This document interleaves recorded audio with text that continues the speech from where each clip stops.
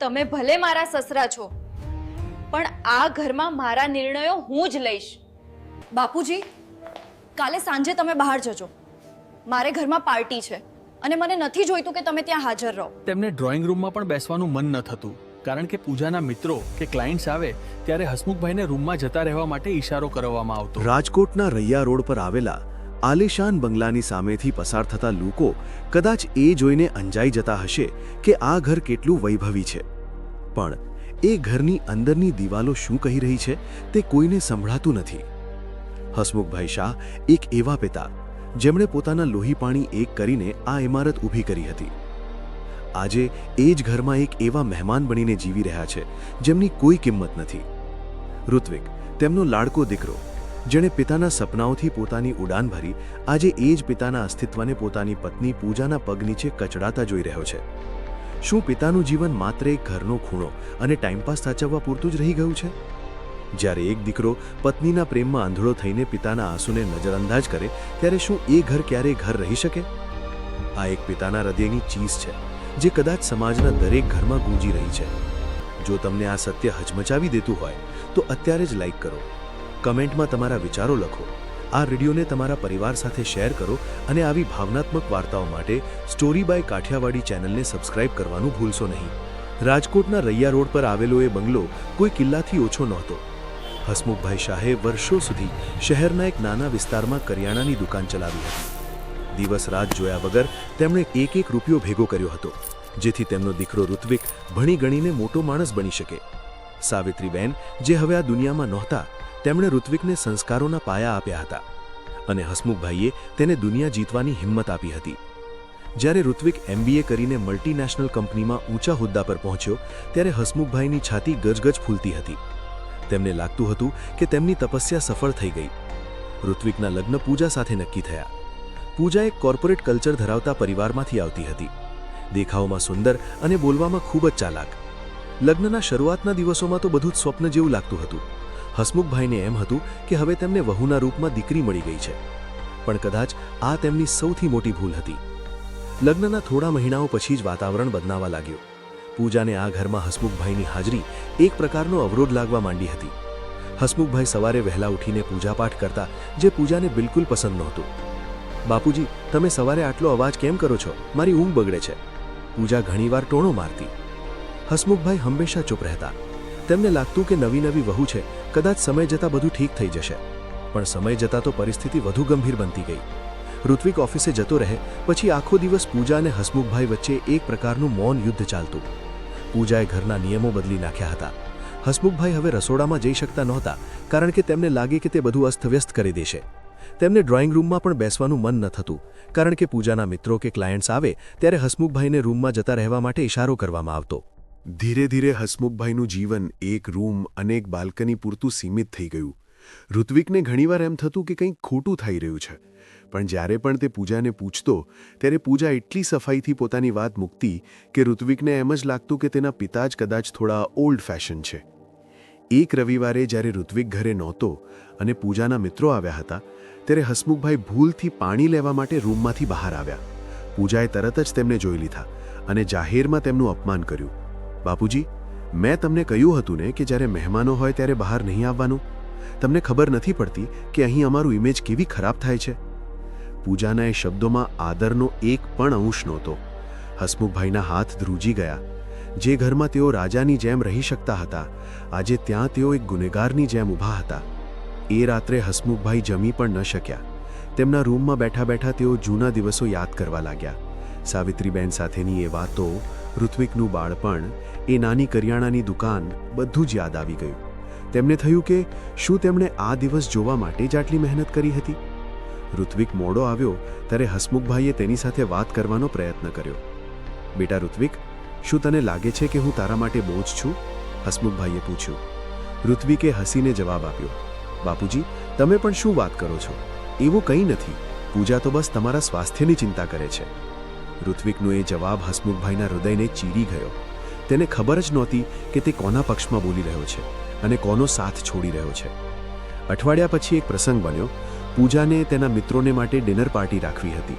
તેણે હસમુખભાઈને સ્પષ્ટ શબ્દોમાં કહી દીધું, બાપુજી, કાલે સાંજે તમે બહાર જજો, મારે ઘરમાં પાર્ટી છે અને મને નથી જોઈતું કે તમે ત્યાં હાજર રહો. હસમુખભાઈને એ દિવસે સમજાયું કે હવે આ ઘરમાં તેમનું કોઈ અસ્તિત્વ નથી. જે દીકરાને તેમણે પોતાના ખભા પર બેસાડીને આખી દુનિયા બતાવી હતી, આજે એ જ દીકરો તેમને એક પાર્ટીમાં આવવાની મનાઈ કરી રહ્યો છે. એ રાત્રે હસમુખભાઈ ઊંઘી ન શક્યા.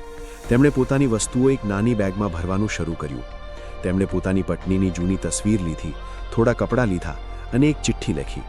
ચિઠ્ઠીમાં કોઈ ફરિયાદ નહોતી, બસ એક શાંત વિદાય હતી.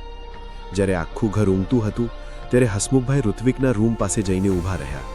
અંધારામાં દીકરાનો ચહેરો જોયો. આંખમાં આંસુ હતા, પણ હોઠ પર એક હળવું સ્મિત હતું. તેમણે ધીમેથી ઘરનો દરવાજો ખોલ્યો અને બહાર નીકળી ગયા. રૈયા રોડના એ આલિશાન બંગલાથી દૂર હસમુખભાઈ રસ્તા પર ચાલવા લાગ્યા. તેમને ખબર નહોતી કે ક્યાં જવું છે. રાતનો સમય હતો, રસ્તાઓ સુમસામ હતા. તેમને માત્ર એટલી ખબર હતી કે હવે તેમણે ક્યારેય પાછું વળીને નથી જોવું. પણ રસ્તામાં તેમને શું મળવાનું હતું?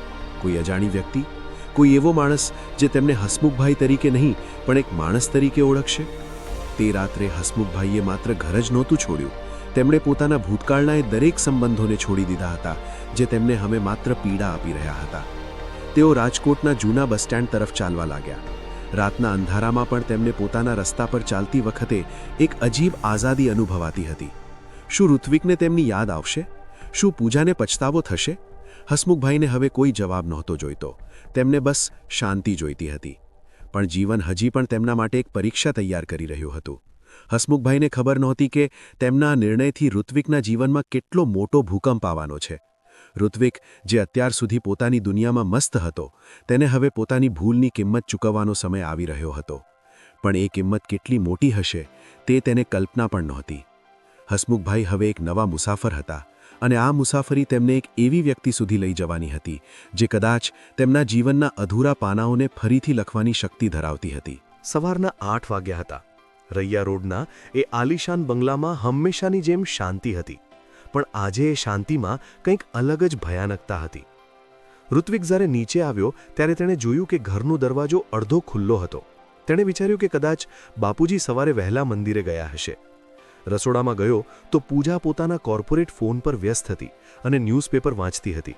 ઋત્વિકે પૂછ્યું, બાપુજી ક્યાં છે? પૂજાએ લાપરવાહીથી જવાબ આપ્યો, ખબર નહીં, કદાચ બહાર ગયા હશે. તું જરા રસોડામાં જોજે, મેં ચા મૂકી છે. ઋત્વિકે બાપુજીના રૂમમાં ડોક્યું કર્યું. રૂમ ખાલી હતો. પલંગ વ્યવસ્થિત રીતે પાથરેલો હતો, પણ ખૂણામાં પડેલી એ બેગ નહોતી. ઋત્વિકના હૃદયમાં એક ધ્રાસકો પડ્યો. તેણે ટેબલ પર એક સફેદ કાગળ જોયો.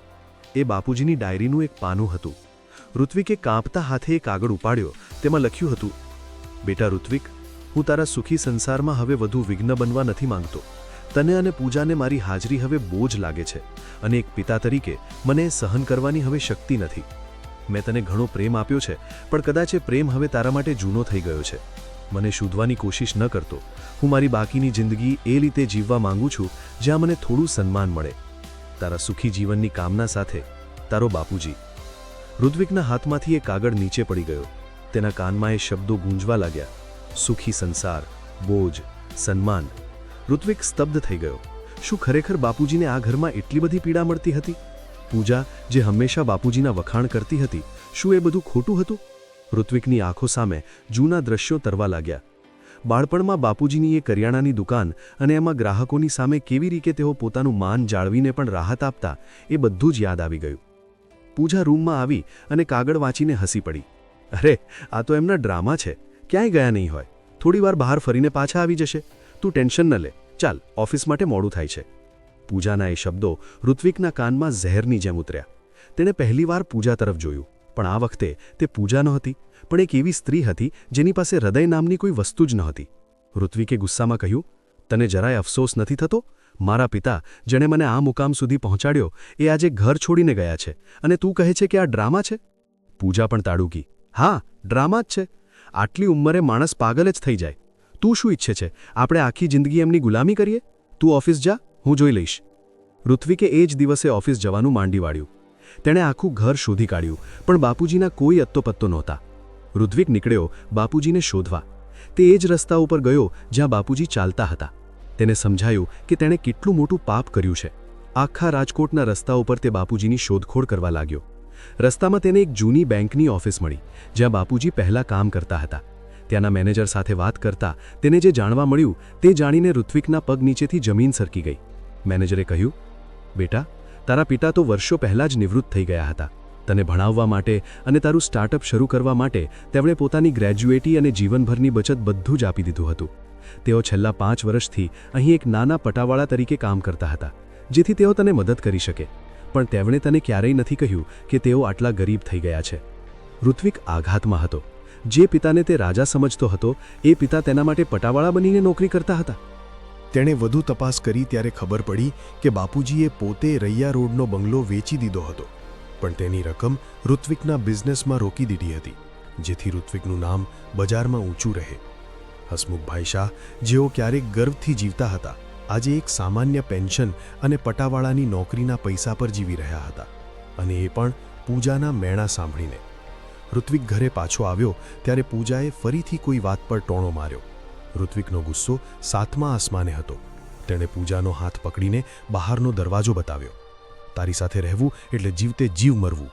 જી પિતાએ મને દુનિયા દીધી, એના સન્માનની કિંમત તારી આ ડાયમંડની જ્વેલરી કરતાં પણ વધારે છે.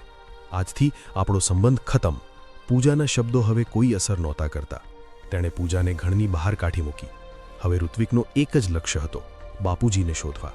તેણે રાજકોટના દરેક આશ્રમ, દરેક મંદિર અને દરેક વૃદ્ધાશ્રમમાં તપાસ કરી. આખરે 3 દિવસ પછી તેને એક માહિતી મળી કે કાલાવડ રોડ પર એક નાની સેવાભાવી સંસ્થામાં એક વૃદ્ધ વ્યક્તિએ આશરો લીધો છે. ઋત્વિક ત્યાં દોડતો ગયો. ત્યાંનું દ્રશ્ય જોઈને તે રડી પડ્યો. હસમુખભાઈ એક નાની ખાટલા પર બેઠા હતા અને એક નાનકડા છોકરાને વાર્તા સંભળાવી રહ્યા હતા. જે રીતે તેઓ એ છોકરાને વાર્તા કહેતા હતા, એ જ રીતે તેઓ ઋત્વિકને બાળપણમાં કહેતા હતા. ઋત્વિક તેમની પાસે ગયો અને તેમના ચરણોમાં પડી ગયો. બાપુજી, મને માફ કરી દો. હું આંધળો હતો. હું તમને ઓળખી ન શક્યો. હસમુખભાઈએ ઋત્વિકના માથા પર હાથ મૂક્યો. તેમની આંખોમાં આંસુ હતા, પણ હોઠ પર સ્મિત હતું. તેમણે કહ્યું, બેટા, માફી શાની? એક પિતાને તો આખી જિંદગી દીકરાના સુખમાં જ પોતાનું સુખ દેખાય છે. તું સુખી છે, એ જ મારા માટે બધું છે.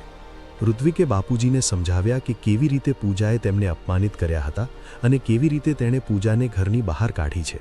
તેણે કબૂલ્યું કે તે પિતાના બલિદાનને સમજી ન શક્યો. હસમુખભાઈએ શાંતિથી સાંભળ્યું અને કહ્યું, બેટા, સંબંધો ક્યારે પૈસાથી નથી ટકતા, એ તો આદરથી ટકે છે. તે આજે જે નિર્ણય લીધો છે એ તારા અને મારા માટે એક નવી શરૂઆત છે. ઋત્વિકે બાપુજીને ઘરે પાછા લાવ્યા. ઘર હવે ખાલી લાગતું હતું, પણ હસમુખભાઈના આવવાથી ફરીથી તેમાં જીવ આવ્યો. ઋત્વિકે હવે પોતાની કંપની અને બિઝનેસની જવાબદારી બાપુજીના હાથમાં સોંપી દીધી. તે પોતે બાપુજીની સેવામાં લાગી ગયો. તેણે પૂજા સાથેના સંબંધો કાયમ માટે તોડી નાખ્યા હતા. તેને સમજાઈ ગયું હતું કે જે પત્ની પિતાના આદરની કિંમત ન કરી શકે, તે પત્ની ક્યારેય ઘર બનાવી શકતી નથી. વર્ષો પછી ઋત્વિક અને હસમુખભાઈનું જીવન એક નવી દિશામાં વળ્યું હતું. ઋત્વિક હવે વધુ પરિપક્વ થઈ ગયો હતો. તે સમજી ગયો હતો કે સફળતાનો અર્થ એ નથી કે તમે કેટલા પૈસા કમાયા, પણ એ છે કે તમે કેટલા લોકોને ખુશ રાખ્યા. રાજકોટમાં આ વાત આગની જેમ ફેલાઈ ગઈ. લોકો ઋત્વિકના વખાણ કરવા લાગ્યા.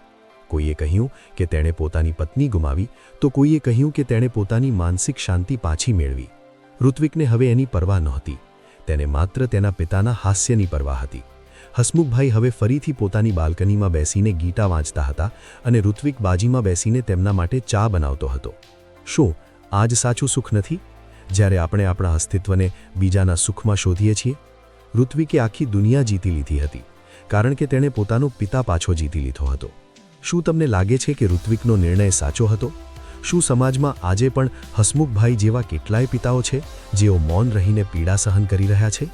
આપણે અજાણતા જ આપણા ઘરના વડીલોને એક ખૂણામાં ધકેલી દઈએ છીએ અને પછી પસ્તાવો કરીએ છીએ. ઋત્વિકની આ કહાની આપણને એ શીખવે છે કે પિતાનો પ્રેમ ક્યારેય માપવામાં નથી આવતો, પણ તેને સમજવામાં આવે છે. આજે પણ ઋત્વિકના એ બંગલામાં કોઈ મોટી પાર્ટી નથી થતું, પણ રોજ સાંજે હસમુખભાઈના આશીર્વાદ અને ઋત્વિકની સેવાના અવાજો આવે છે. એ અવાજો કદાચ દુનિયાના સૌથી સુંદર અવાજો છે. આ વાર્તા અહીં પૂરી થાય છે, પણ તમારા મનમાં એ સવાલ છોડી જાય છે કે શું તમે તમારા માતા પિતા માટે સમય કાઢ્યો છે? શું તમે એમની આંખોમાં છુપાયેલી પીડા જોઈ છે? જો હા, તો આજે જ તેમને ગળે લગાવો અને કહો કે તમે તેમને કેટલો પ્રેમ કરો છો.